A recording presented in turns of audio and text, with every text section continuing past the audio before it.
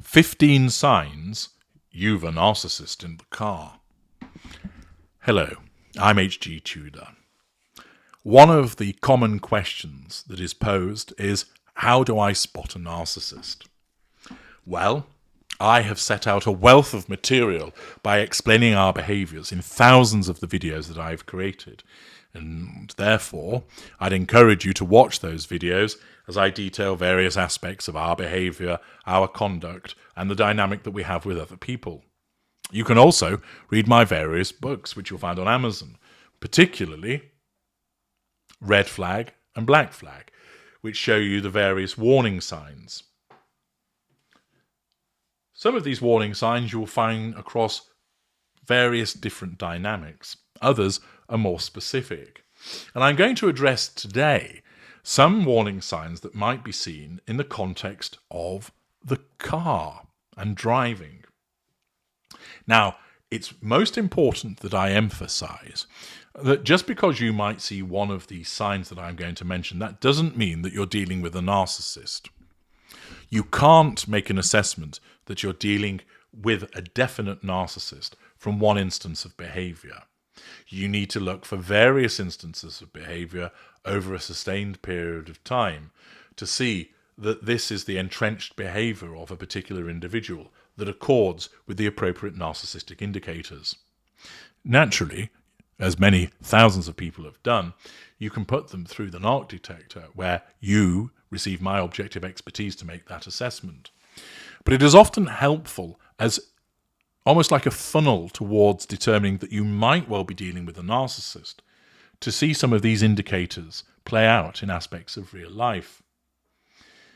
As I've explained before, there are certain things that people do that can be done by narcissists and non-narcissists alike, but there are different drivers behind that behavior. Thus, what an empath does, what a normal does, and what a narcissistic but not a narcissist person does, they may all engaged in a similar act, but they all have different drivers, and those drivers again are entirely different from why the narcissist engages in that particular act. So the application of, say, physical violence, this might be done, for instance, by an empathic person in order to defend themselves, or perhaps to rescue somebody else. For a normal, it could be similarly a basis of defending themselves. But for the narcissist, what's behind the application of physical violence is the assertion of control, one of the prime aims, and the pursuit of fuel. Accordingly, anybody could engage in physical violence, and it's often seen with narcissists. But just because you witness a person being physically violent doesn't of itself mean that person is for certain a narcissist, and it's important to emphasize that. What you must do is look out for repeated narcissistic indicators, lots of different ones, and for them to appear over a sustained period of time. I'm going to detail for you 15 indicators which could tell you that you've got a narcissist in the car with you. Therefore, you may want to remove yourself from the relationship or examine more of their behaviours to see if there are further narcissistic indicators before obeying the golden rule of freedom. Once you know, you go, you get out and you stay out, the principle of go-so. Or that you might decide, I will now run them through a narc detector. Most people drive. Most people will have been in a car. And therefore, this is an environment which provides you with an opportunity to look at the way the person behaves when they're driving or in a car, which tells you much about what they are and may well demonstrate whether that's a narcissist next to you. Number 1, driving too fast. A failure to obey speed limits is an abrogation of accountability. Furthermore, it questions people's emotional empathy for those other individuals in the car. Naturally, many people speed, and that doesn't make them narcissists. But habitual speeding, a disregard for speed limits, repeated offences of speeding, and particularly where somebody expresses a desire for that person to slow down and they're ignored, does demonstrate a narcissistic behaviour by continuing to speed. Number 2, General poor driving, such as running red lights, cutting people up, dangerously undertaking. Those behaviours, again, demonstrate a sense of entitlement to behave in the way that the driver deems fit, a failure to be accountable with regard to their behaviours and obey the rules and conventions of the road, a lack of emotional empathy for other road users and potentially other people in the car who might be frightened, possibly even adversely affected by crashing as a consequence of this conduct. Number 3, road rage. There are individuals who lose their temper when they're, in certain instances, in a situation whilst driving. But it doesn't happen regularly. It's here and there. That individual is far less likely to be a narcissist.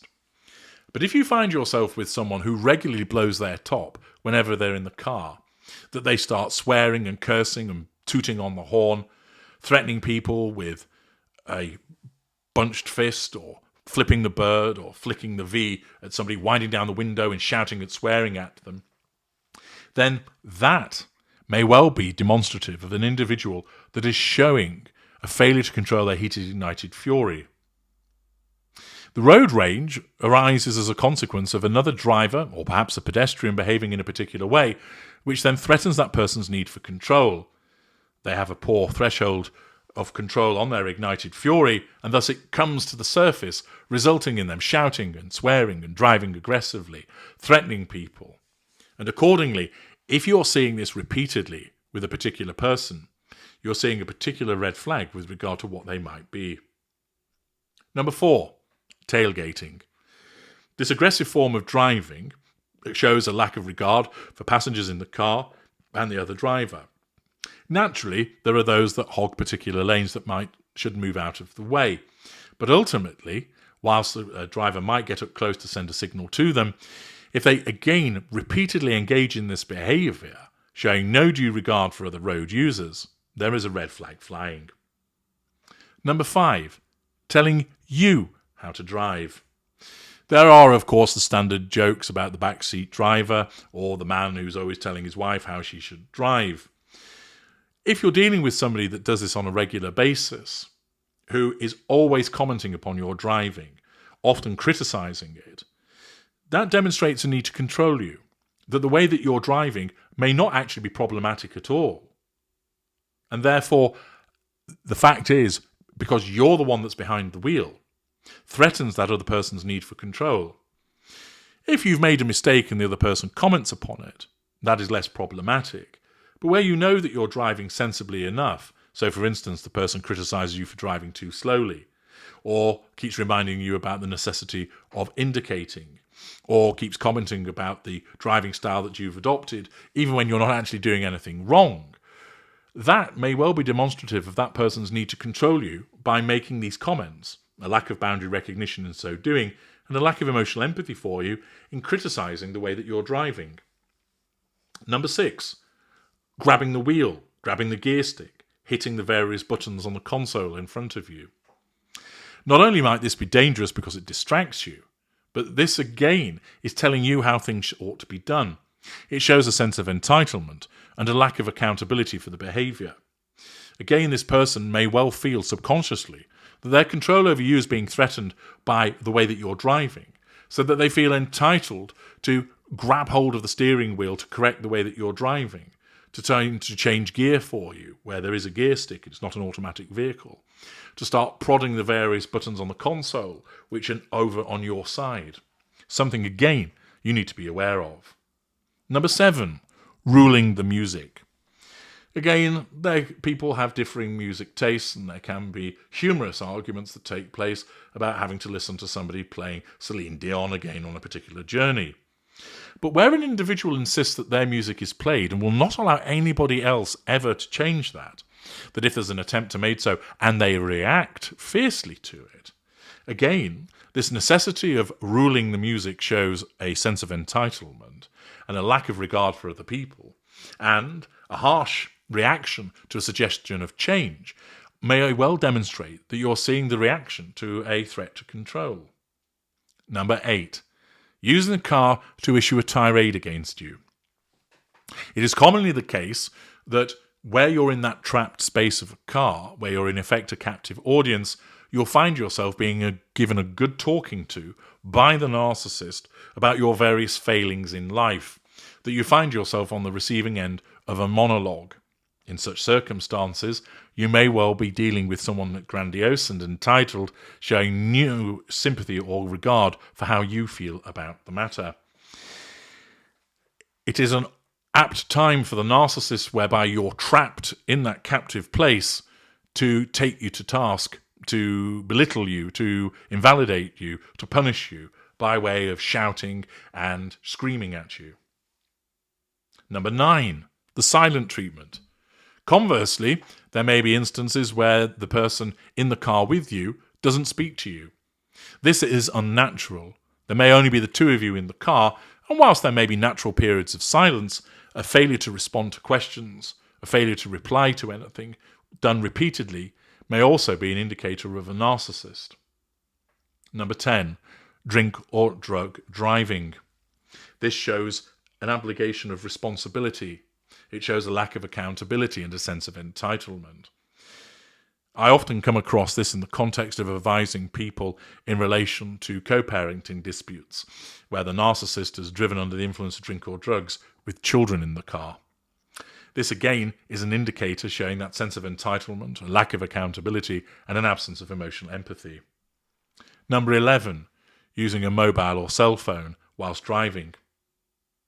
In many places, this is unlawful, but continuing to do so shows a sense of entitlement, a disregard for the safety of other road users, and a sense of entitlement in terms of, I need to take this call or I need to send this text. Number 12, illegal parking. An individual that habitually parks on double yellow lines, parks in restricted areas, parks in a way so that they take up 2 car parking spaces, parks in a way which is difficult for other road users, blocking people's drives. All of this shows a lack of consideration for other people and an absence of emotional empathy. Number 13, driving a poorly maintained car. Where you're expected to get in a car with somebody where they don't maintain it, as a consequence, for instance, of worn and bald tyres, a misfiring engine, seatbelts that don't work properly and so forth, their expectation that you're going to be okay and the fact that they can't be bothered to maintain it both shows a lack of accountability and an absence of emotional empathy for any passengers that are taken in that vehicle. Number 14, dazzling drivers.